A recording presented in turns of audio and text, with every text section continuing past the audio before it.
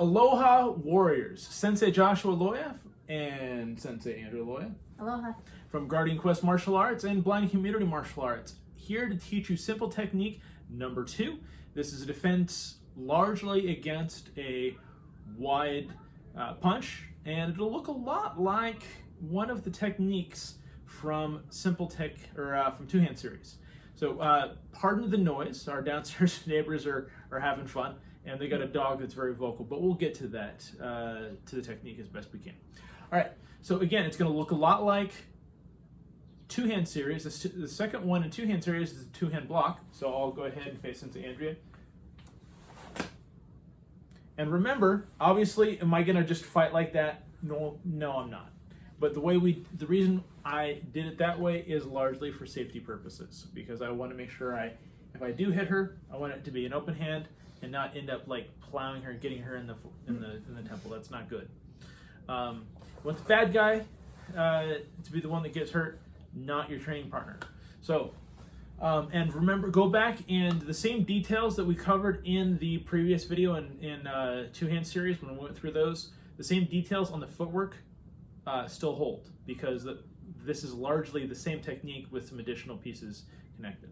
So let's go ahead and show them the technique, Sensei, including the hit, and then we'll break down the other details we need. Okay. All right, so if I go to strike Sensei Andrea here, and then she takes her hand, it is an outside hammer fist to my temple, and her target is right here. If anybody's ever hit themselves like in a cupboard or anything like that, right on the side of above your eye and on the outside, like up near your forehead, but still on the side of your head, that hurts. And I've actually, in sparring, I had somebody who was exercising a lot of control, but they just happened to tag me, and I actually grayed out for a second. Didn't get knocked out, didn't drop, but my head was fuzzy for a minute. And so, that's definitely, and they didn't even hit me that hard. So just be aware, if you get a good place to strike, that can make a huge difference. Now, does that mean the fight's over? No, but that's why we learn a whole bunch of stuff, so you can stack all those techniques together. So the details, I want to go over this. This is actually also in one of our other videos. So go back and look at the video, how to make a proper fist. But if I fold the fingers, I'm going to put my hand up so you can see it better, but I would normally show it down here. Fold the fingers, wrap the fingers, thumb over the first two knuckles, and squeeze the pinky. The squeeze the pinky is going to be really important, because it's going to be this end here that's going to make the strike. All right? So again, make sure you fold those fingers, wrap those fingers, thumb over those first two fingers right at the knuckle there, and squeeze the pinky. Because if you don't squeeze that pinky, then you're having then it's loose and it hits their head, and if you don't get it quite right, you end up hurting your fingers, and you don't end up actually affecting the bad guy nearly as much. So make sure you really tighten that up when you make the strike. Other thing is when, let's see, maybe I can, try to think if I do it towards you. So if you strike me, okay, right here. I went really slow. Yeah. So that's just because I am blind. I am not going to be perfect. As I hit, I'm not going to just use my hands. Sure, that could work, but I'm also going to twist into it. Make sure you twist your waist to power, and you keep that other hand up. When I hit, I'm going to keep this other hand here. So I'm going to block. Maybe I should do a block here on this side, actually. So if I'm here and I hit, notice I keep this other hand up so that I can guard against, because I might not have stopped this hand, right? Unless I did the chop variation, I'm probably going to have to keep that there, and that's going to keep me safe. But again, keep this hand here and turn into it.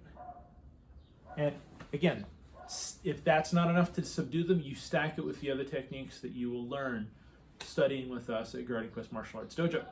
And we're going to do the technique one more time. As always, make sure you have your hand up. You might decide to drop it down for purposes of training if you're just being the bad guy. I've been guilty of that too. But you want to get into the reflex of keeping your hands up, ready to use them whenever you train.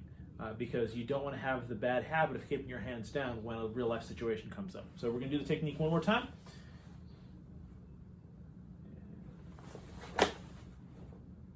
Slow that down a little bit so they can see that. So she's got her, she's trying to move slow, and it's probably difficult to follow. So let's do it one more time.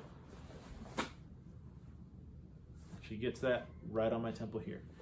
So if you have any further questions for us, feel free, guardianquestdojo@gmail.com. That's also our PayPal. Feel free to make a donation if you are so inclined. And if you want to learn more about our school, gqdojo.com. We can now do, we have set up to do private 2-on-1 lessons. So Sensei Andrea and I would both meet with you, so you get to see somebody do the technique on somebody. And we have that to help you out. So if you want some private lessons in the middle of quarantine, in the middle of shelter in place, feel free to get in touch with us. We can make that happen.